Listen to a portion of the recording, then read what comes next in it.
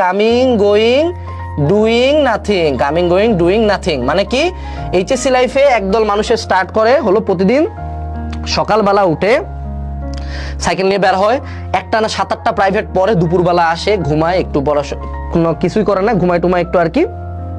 তার পরবর্তীতে সে কি করে, সে হলো সুন্দর মতো যায় আবার প্রাইভেট পড়া শুরু করে, অর্থাৎ দিনে 8টা-10টা প্রাইভেট পড়ে।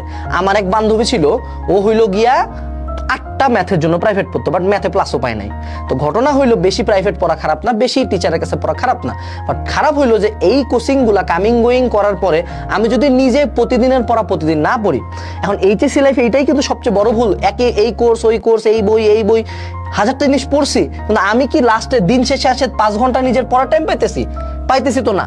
অর্থাৎ আমার প্রতিদিন আজকে আচ্ছা এই স্যারের পড়া একটু বাদ দিলাম, তারপরে কালকে এটা পরে পড়বো, এইভাবে 2 করে জমাইতে একদিন 8 হয়ে গেছে।